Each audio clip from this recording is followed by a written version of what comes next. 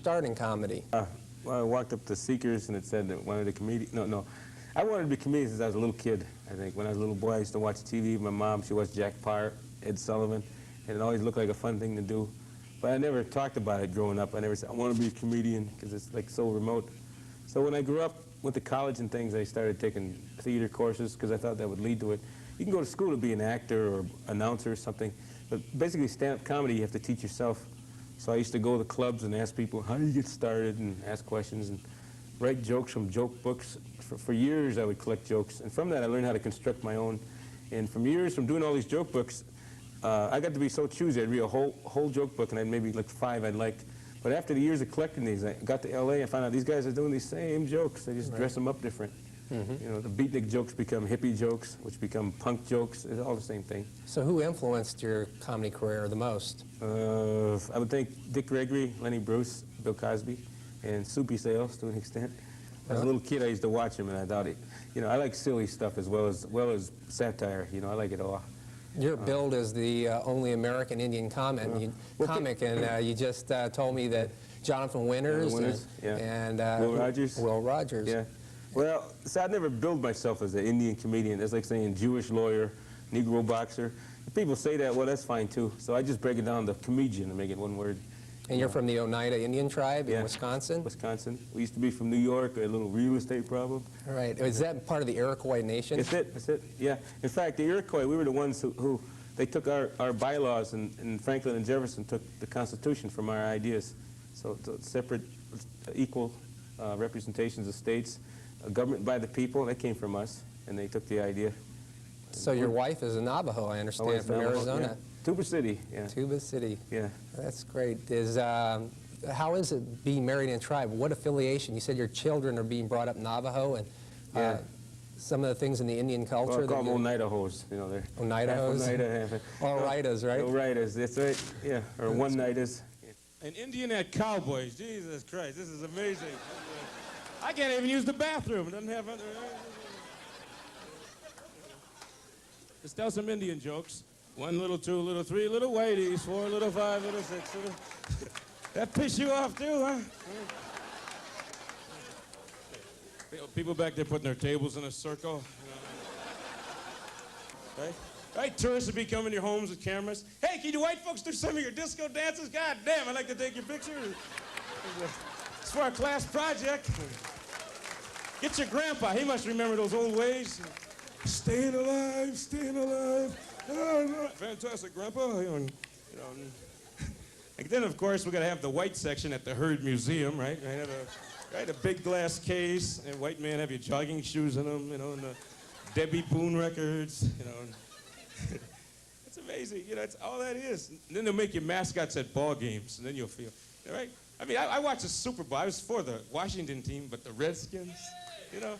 I mean, the team is great. I like Riggins and all, but the Redskins, right? Well, mascots, Redskins, Braves, Bucks, the Chiefs, you know. I'd like to see the Kansas City Caucasians. That would be kind of, you know, white guy out there wearing a leisure suit, you know, right? I always say white guys play the Indians in the movies. I always notice that, you know.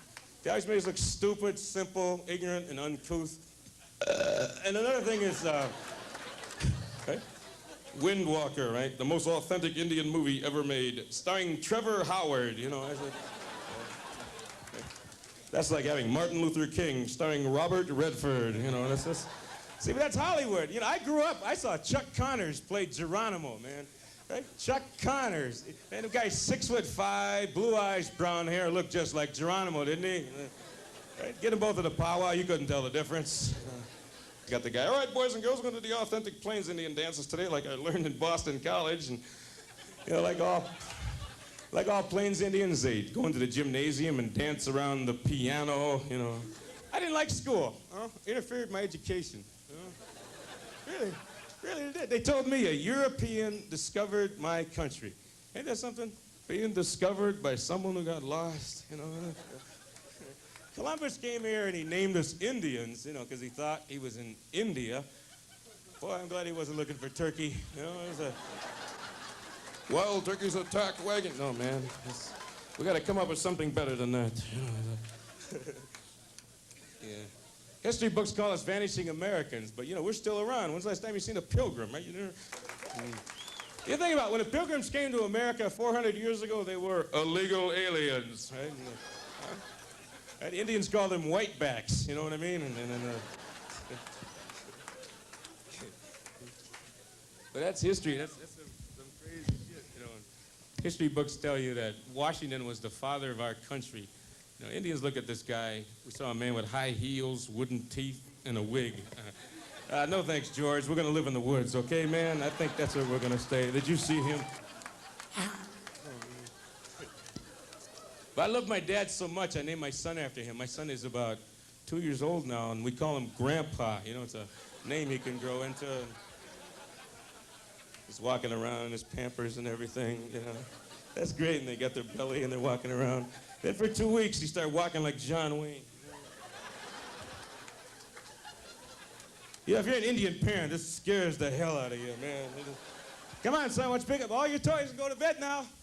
How the hell I will.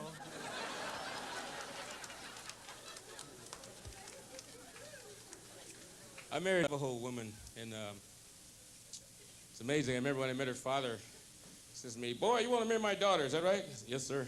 "Well, can you support a family?" "Well, I think so." "Great, there are 9 of us, you know.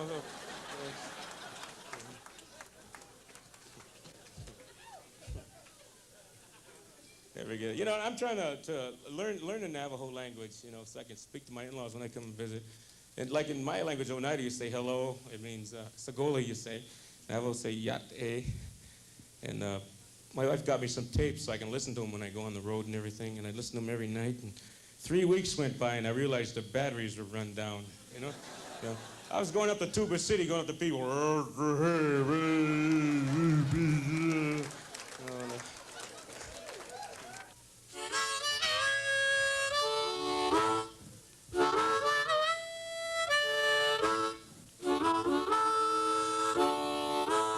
Got the reservation blues.